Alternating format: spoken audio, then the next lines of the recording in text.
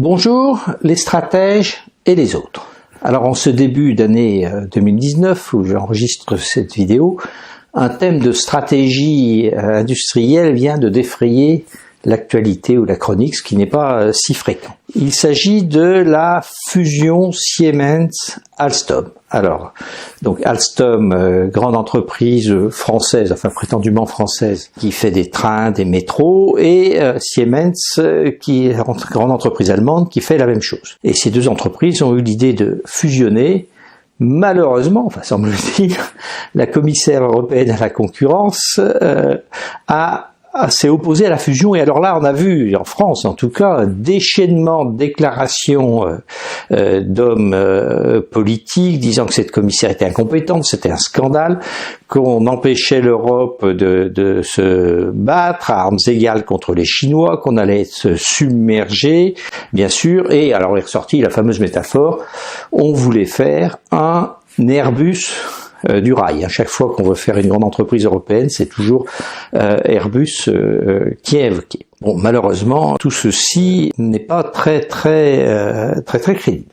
Alors, quand on dit qu'il faut que Alstom et Siemens fusionnent, que ce serait évidemment bien, ça n'a même pas besoin d'être justifié, il y a quand même des croyances implicites qui vont se révéler douteuses, voire fausses.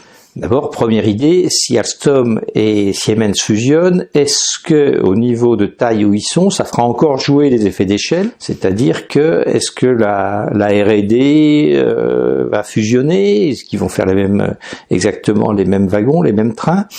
Est-ce que sur les sites de production, il y aura plus de synergie? Ça me semble douteux. Donc, il est assez probable, et ça n'a pas été examiné en détail dans les raisonnements, qu'à la taille où sont Alstom et Siemens, ils sont déjà au bout de leurs effets d'échelle et qu'ils ne gagneraient rien, sans doute, à fusionner, si ce n'est une plus grande complexité. Je rappelle que en général les fusions entre concurrents dans les métiers spécialisés sont assez destructrices de valeur parce que faire travailler des gens ensemble qui se sont toujours battus les uns contre les autres et qui sont persuadés souvent à juste titre que leurs produits sont les meilleurs, c'est pas très simple. Deuxième point, c'est que l'idée qu'il y a derrière, bien sûr, c'est d'acquérir une position très dominante en Europe, c'est-à-dire oligopolistique. Or, l'expérience montre bien souvent que quand on a acquis une position oligopolistique, il se passe dans les années qui suivent que, évidemment, l'objectif de cette position, c'est pas de baisser les prix, c'est de maintenir ses prix, voire de les monter,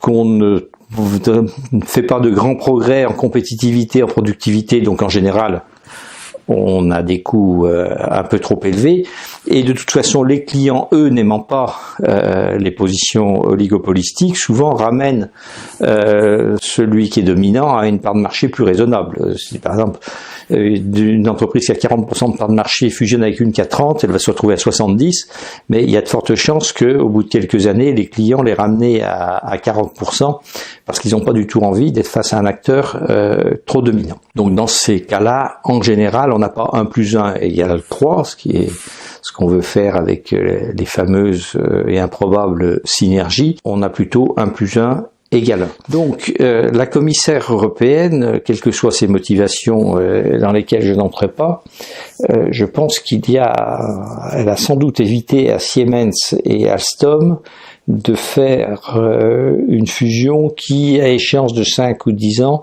aurait été destructrice de valeur. Voilà. Et en tout cas, ce que je remarque, c'est que elle a subi, elle a reçu pas mal d'injures et s'est fait traiter évidemment d'incompétente, mais que derrière, il n'y avait pas d'argumentation solide.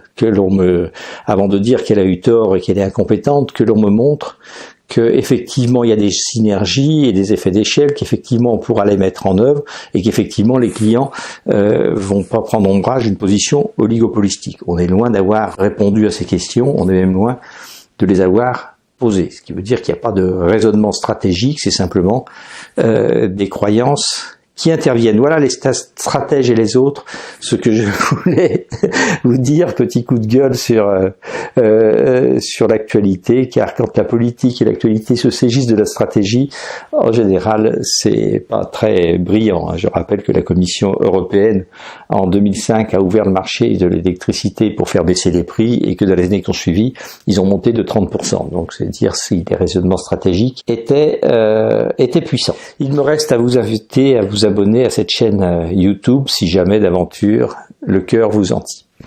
À bientôt.